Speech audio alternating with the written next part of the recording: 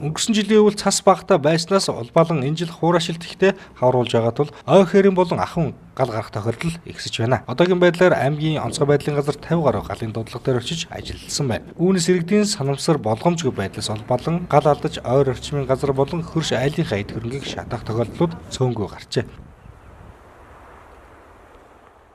Энэ одоо юу гэдэг 2018 онд одоо манай Монгол улсын хэмжээнд ер нь бол хурд тундсын одоо буулт одоо харьцангуй бага байлаа.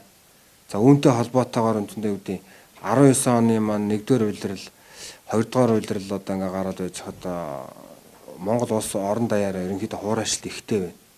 За үүнтэй холбоотойгоор ой хоёрын төөмрийн гаралт за түүнээс учирч байгаа хохирол энэ төр бол ерөнхийдөө өсөх хандлагатай байна.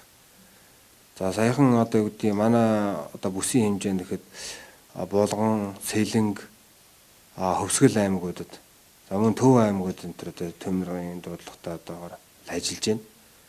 За манай Орхон аймаг сая бол Булган аймгийн одоо энэ Сэлэнг суманд гарсан ой хоёрын төмөрт үндсэндээ 45 албаагч ажиллаж агаад за үүнээс одоо нэг бүлэг нь буюу одоо 23 албаагч босож ирсэн бусад албаагчд нь одоо тэнд үүрэг гүйцэтгээд ажиллаад одоогийн байдлаар ажиллаж байна. За тэгээд энэ хуурайшлагтай байгаатай холбоотой энэ иргэд маань болохоор зэрэг ерөнхийдөө манай юу гэдэг аймгийн төвд гэр хороолд ялангуяа одоо шар өвс шатаах, хогоо шатаах, за тэгээд ховц хунараа шатаах иймэрхүү байдлаас бол үндсэндээ галт төмөр нилээдгүй гарч байна.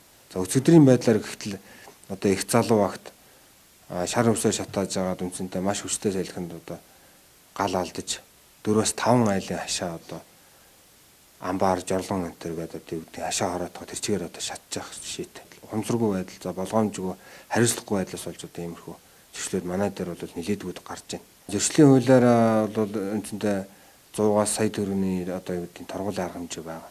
За энэ маань яах вэ гэхээр зэрэг гаргасан зөрчил дээр нь шүү дээ. Тэгээд үндсэндээ тэр зөрчлийн улмаас хохирсон иргэд байгаа шүү дээ. Тэр хохирсон иргэдийн одоо өмч хөрөнгөний нөхөн төлнө. Тэгэхээр чин зэрэг бол тухайн одоо юу гэдэг зөрчил гаргасан иргэн дээр маш их хэмжээний хохирол учирч байгаа.